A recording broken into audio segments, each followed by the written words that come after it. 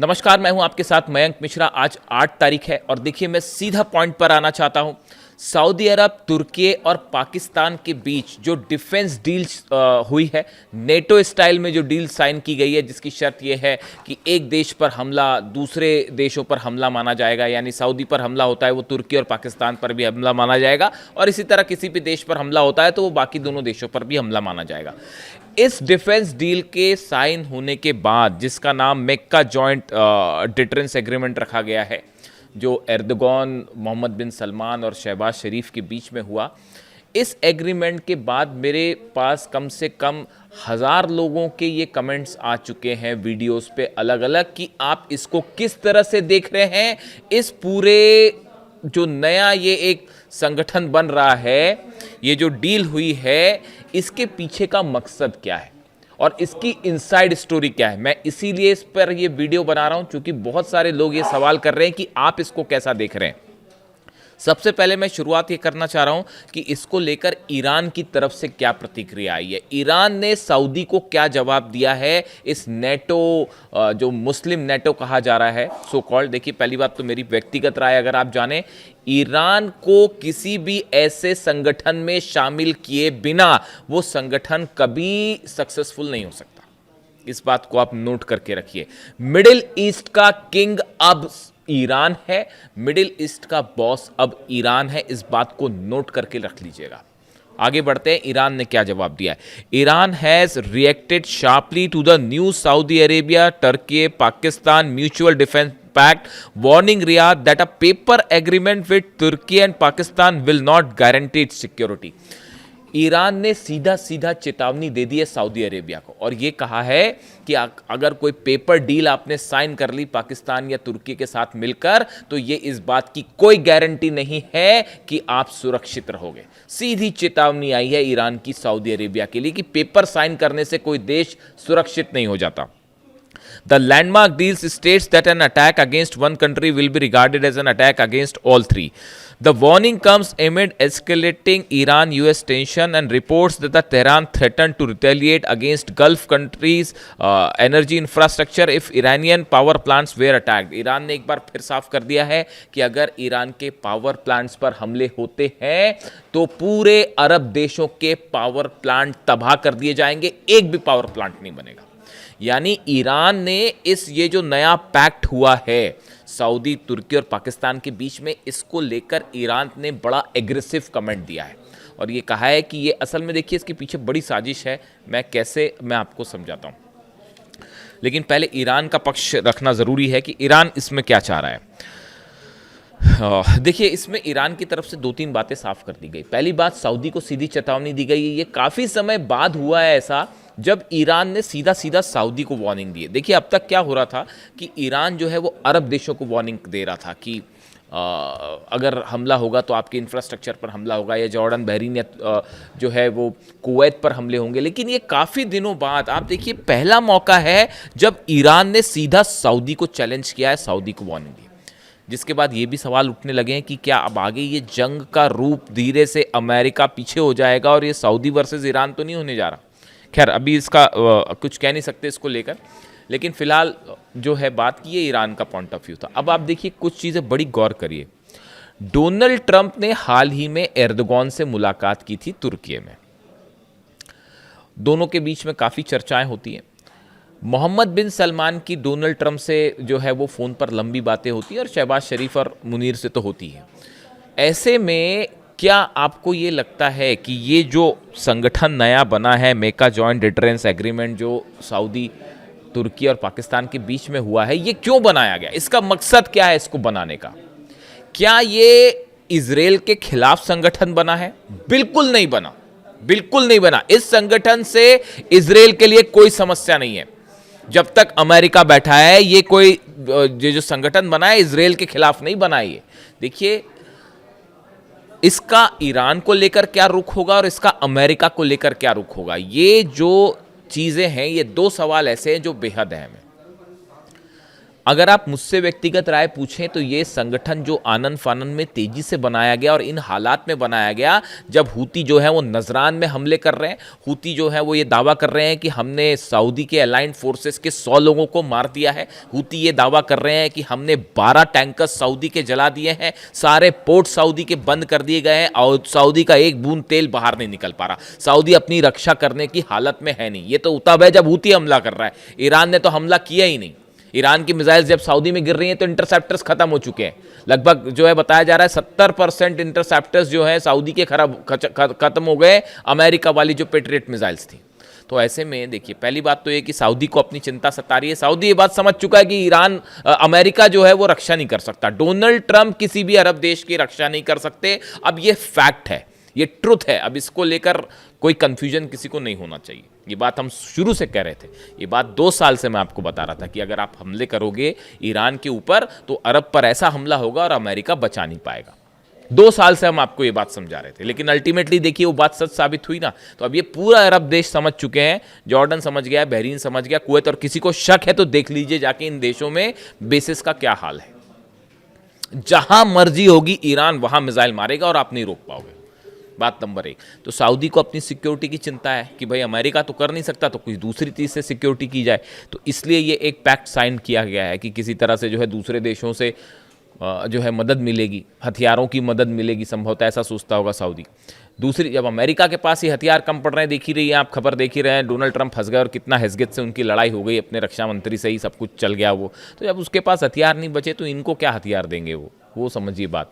तो सऊदी को पहले अपनी सुरक्षा की चिंता, बात नंबर 1। बात नंबर 2, सऊदी को ये भी लगता है कि ऐसा पैक्ट हो जाएगा तो कल को ईरान के ऊपर दबाव बनाना है या हूती पर दबाव बनाना है या कोई ऐसी सिचुएशन खड़ी हो जाए जिसमें वॉर हो जाए मिडिल ईस्ट में बड़ा, तो उस समय तुर्की और पाकिस्तान और दूसरे देश जो इसमें शामिल हो जाएं, और भी शामिल हो जाएंगे शायद, वो दबाव बनाने के काम आएंगे, कम से कम एक सपोर्ट तो देंगे, सऊदी को बचाने की कोशिश तो करेंगे, बायलैटरल टॉक करके और किसी तरह से बातचीत, हस्तक्षेप करके ईरान को रोकेंगे तो कल को ईरान ने हमला कर दिया तो। ये बात नंबर 2। लेकिन जो तीसरा पॉइंट है ये बेहद अहम है, इसको ध्यान से समझिए। तुर्की जो है वो नेटो का सदस्य है, सऊदी नहीं है, पाकिस्तान नहीं है। सऊदी जो है वो नेटो का सदस्य नहीं है, लेकिन तुर्की जो है वो नेटो का सदस्य है। और नेटो क्या कहता है? नेटो का नियम ये कहता है कि एक देश पर अगर हमला होता है तो वो सब पर हमला माना जाएगा। अगर कोई देश जंग में कूदता है और उस पर स्ट्राइक हो रहे हैं तो वो सबके खिलाफ जंग मानी जाएगी। इसी वजह से आप देखिए यूक्रेन जो अब तक सामना कर पा रहा है रूस का, ये क्या यूक्रेन वर्सेस पुतिन जंग हो रही है? ये रूस वर्सेस नेटो की जंग है। अमेरिका हथियार दे रहा है, नेटो के जितने देश हैं, जर्मनी, इटली, ये सब के सब हथियार दे रहे हैं साहब। इसीलिए जेलेंस्की अब तक जंग कर पा रहे हैं, वरना यूक्रेन तो कब का ये जंग हार चुका था। तो ये नेटो वर्सेस रूस की जंग है। तो आपने क्या किया कि तुर्की नेटो का सदस्य है, तुर्की के खिलाफ जंग मतलब नेटो के खिलाफ जंग मानी जाएगी।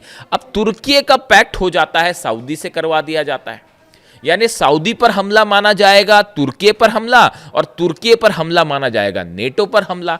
यानी ये एक रास्ता बनाया गया है कि कल को सऊदी को बचाने के लिए नेटो आए तो वो अपनी फोर्सेस भेज सके, अपने एयरप्लेन भेज सके, अपने डिफेंस सिस्टम भेज सके, अपनी मिसाइलें भेज सके। समझ रहे हैं आप इस बात को? क्लियर है या कंफ्यूजन है कोई? देखिए, तुर्की पर हमला यानी नेटो पर हमला माना जाएगा, ठीक है। ये जो नेटो का नियम है खुद ये कह रहा है कि तुर्की किसी भी सदस्य पर हमला तो तुर्की पर हमला यानी नेटो पर हमला। और अब ये डील होने के बाद, ये मेका जॉइंट डिटरेंस एग्रीमेंट के बाद, सऊदी पर हमला यानी तुर्की पर हमला माना जाएगा, और तुर्की पर हमला यानी नेटो पर हमला, तो फिर नेटो भी सऊदी की मदद कर सकता है तुर्की के जरिए खास तौर पर। यानी एक देखिए, मिडिल ईस्ट में हकीकत क्या है? हकीकत ये है कि अमेरिका और इजराइल का तो खैर ईरान से अब कोई मुकाबला ही नहीं है। ईरान जब चाहे वो इजराइल को घुटनों पे ला देगा, जब चाहे तब। अकेले जंग करने की हिम्मत ही नहीं। आप दुनिया के किसी डिफेंस एक्सपर्ट से जाके पूछ लो, क्या इजराइल ईरान के साथ अकेले जंग कर सकता है? बिल्कुल नहीं कर सकता। नेतन्याहू, इजराइल, मोसाद, सब ये जंग हार चुके हैं। ये मैं डंक की चोट पे कहने को तैयार हूं, और मुझे किसी ये कहने में कोई हर्ज नहीं है। कौन सा डिफेंस एक्सपर्ट आप ले आए, क्या कर पाए इजराइल के जेट्स, बताइए। और अगर अकेले लड़ ले तो उसके बाद तो वो हाल होगा जो जॉर्डन, कुवैत और बहरीन का हुआ। इतना ठोकेगा ईरान। और अभी तो वो सब हथियारों का जिक्र ही नहीं हो रहा है जो चाइना, रशिया ने भेजे, और उनकी जो नई टेक्नोलॉजीज है उसके बारे में तो अभी बात ही नहीं है। बड़े सारे हथियार तो अभी यूज भी नहीं किए गए। खैर, तो अब जो है अमेरिका अकेले मुकाबला नहीं कर सकता ईरान का, ये बात साबित हो चुकी। शुरू में ये सोच के चल रहे थे कि बस 48 घंटे में निपटा देंगे हम ईरान को, आज 5 महीना हो गया, खत्म हो गया। आगे देखिए कैसी हार्मूज में कैसी हालात है, गिड़गिड़ा रहे हैं डील के लिए। लिटरली गिड़गिड़ाना शब्द होता है ना, देखिए मैं ज़्यादा चीखना चिल्लाना करता नहीं, तो मैं प्रेम से ही बात करता हूँ। तो ऐसा है कि वो जो गिड़गिड़ाना शब्द होता है ना, जो गिड़गिड़ाना, वो वाली हालत है अमेरिका की हॉर्मूज में। और ईरान ने कह दिया साहब देखो आपसे तो हम कोई बात ही नहीं कर रहे, हमको खोलना होगा हॉर्मूज तो खोलेंगे, नहीं खोलना होगा तो नहीं खोलेंगे। और पहली वाली सिचुएशन तो आप एक्सपेक्ट मत करो कि पहली वाली सिचुएशन में हॉर्मूज चला जाएगा, है ना। तो अब ये दुनिया, ये मिडिल ईस्ट की एक डेट थी 28 फरवरी, जिस दिन आपने अली खामेनी साहब को शहीद किया था, उसके बाद से अब मिडिल ईस्ट का इतिहास बदल गया and Iran is the boss. इस बात को गांठ बांध लीजिए आप। मिडिल ईस्ट में कोई भी मुस्लिम नेटो शब्द का इस्तेमाल हो रहा है इस शब्द के लिए, इस ऑर्गेनाइजेशन के लिए। मुस्लिम नेटो शब्द में, इस शब्द में ये शब्द तब सार्थक हो पाएगा जब ईरान की सेना इसमें शामिल होगी। मिडिल ईस्ट का कौन सा देश ईरान का मुकाबला कर सकता है, आप मेरे को बताओ। एक मेरे को मुस्लिम देश का नाम बता दो यहां पर जो ईरान का मुकाबला कर सकता है। बताओ, आप बताओ मेरे को, कमेंट करके बताओ, मैं कमेंट देता हूं आपको। कमेंट करके बताइए कौन सी देश, कल को सऊदी और ईरान की जंग हुई, 48 घंटे में क्या हाल होगा सऊदी का अंदाज लगा लीजिए आप। बताइए कोई अरब देश मुकाबला कर सकता है? अरे अमेरिका मुकाबला नहीं कर सका, मिल के वो उसने 12 देशों पे जो है ठोक रखा है ईरान। तो पूरा अरब और अमेरिका मिलके, इजराइल मिलके 5 महीने में क्या कर पाए आप ईरान का? तो सऊदी अकेला क्या कर लेगा साहब? इसीलिए ये पैक्ट हो रहा है। और ये एक बहुत ही बड़ा प्लॉट है। ये कुछ लोगों का कहना है कि इससे इजराइल घबराएगा। अरे डोनाल्ड ट्रंप हमला करने देगा इनको, जो एर्दोगान से हाथ मिलाते फिर रहे हैं, सलमान से लगातार बात कर रहे हैं, पाकिस्तान से लगातार बात, वो इजराइल पर हमला करने देंगे इस संगठन को? बिल्कुल नहीं। हमेशा देखिए इजराइल की आलोचना की है, जो मुस्लिम कंट्रीज़ का जो ऑर्गेनाइजेशन है उनकी तरफ से और ये मुस्लिम देशों की तरफ से हमेशा सिर्फ इजराइल की आलोचना हुई है। फिलिस्तीन में इतने हज़ारों लोग मारे गए, हज़ारों बच्चे मारे गए, उनकी सिर्फ आलोचना हुई है। वेस्ट बैंक पर लगातार ऑपरेशन जारी है इजराइल का, लेबनान पर लगातार हमले जारी हैं, सीरिया पर ऑपरेशन जारी है, गजा में क्या हो रहा है आप देख ही रहे हो। हीनियस क्राइम है, वॉर क्राइम्स हो रहे हैं गजा में। मुस्लिम देशों की तरफ से सिर्फ आलोचना हो रही है। हिम्मत करने वाला सिर्फ एक देश रहा जो मिसाइल मार रहा है, वो ईरान मार रहा है। भूलना मत इस बात को। अली खामेनी साहब ने हमेशा कहा जब ज़रूरत पड़ेगी हम युद्ध के लिए भी तैयार हो जाएंगे। लेबनान के लिए भी वो जंग के लिए तैयार हो गए, गजा के लिए भी जंग के लिए तैयार हो गए। इसीलिए खामेनी साहब थे। अब ये जब मैं मीटिंग्स देखता हूँ ना ऐसी, मतलब टू बी वेरी फ्रैंक भाई, देखो मेरे को जो लगता है मैं अपनी राय बता रहा हूँ, आपको ठीक लगता हो तो स्वीकार करिए, वरना आपकी आलोचना का भी स्वागत है। चूंकि ये पब्लिक प्लेटफॉर्म है इसलिए मैं आपकी आलोचना का भी स्वागत करता हूँ। देखिए मैं बिल्कुल ऐसा नहीं चाहूँगा कि कोई मेरी आलोचना करे तो मैं उसको स्वीकार नहीं करूँ, बल्कि हमको दूसरों के विचारों को हमेशा स्वीकार करना चाहिए। अच्छे शब्दों में, साफ सुथरे शब्दों में अगर कोई आलोचना कर रहा है तो उसका बिल्कुल स्वागत है साहब। ये डेमोक्रेसी यही है, ओपन जो विचारधारा है वो यही कहती है कि आप मेरी आलोचना करेंगे मैं बिल्कुल स्वीकार करूँगा। जब ऐसे डील्स में होते देखता हूँ ना, तमाम जो नेता इस पूरी जंग में इन्वॉल्व हैं, चाहे अरब देशों के हो, चाहे अमेरिका हो, इजराइल हो, इन सबको देखने के बाद देखिए ऐसा लगता है कोई भी कदम होता है उसमें किसी तरह की साजिश नज़र आने लगती है। सामने कुछ और हो रहा है, पर्दे के पीछे कुछ और हो रहा है। डिफेंस डील हो रही है तो किसके मन में क्या प्लान है, ट्रम्प की क्या साजिश है, इजराइल की क्या साजिश है। आप देखिए एक शख्स थे सिर्फ अली खामेनी साहब, जिनकी मंशा पर कभी कोई शक नहीं करता था, दुश्मनों को भी शक नहीं था। उन्होंने कह दिया कि साहब मैं जो सामने वो पीछे मैं बात नहीं करूंगा मतलब नहीं करूंगा, मैं डील नहीं करूंगा मतलब नहीं करूंगा। उन्होंने कहा था अमेरिका से बात करने का कोई मतलब नहीं है। आज देखो आज क्या हालात है, इतनी जंग हो चुकी, इतनी जंग हो गई इतने दिनों बाद, 5 महीने की जंग देखिए। इतनी जंग के बाद क्या वो बात सही साबित हो रही है? नहीं हो रही है कि डील का कोई अंदाजा, बातचीत का कोई नतीजा निकल रहा है? नहीं निकल रहा। तमाशा बना रखा है कि बस अब जंग हो रही है, नहीं अब बात अच्छी हो रही है, नहीं अब सीज फायर कर लेते तो ऐसा कर लेते। बात सच साबित हुई ना अली खामेनी साहब की, ये विजन था उनका, इसीलिए he was the supreme leader and that's why I like Ali Khamenei साहब। इसीलिए मैं उनकी तारीफ करता हूँ, उन्हें पसंद करता हूँ कि उनका विजन देखिए कितनी क्लैरिटी के साथ है। उनको पता था कौन दुश्मन है, कौन दोस्त है, कौन क्या। इसीलिए उन्होंने कहा था सऊदी को लेकर, वो हमेशा ये चाहते थे कि शिया और सुन्नी के बीच में ये जो एक तनाव वाली स्थिति है ये हमेशा दूर हो जाए। और हर अरब देश को ये समझना चाहिए कि असली दुश्मन कौन है, ये बात वो हमेशा समझाते रहे।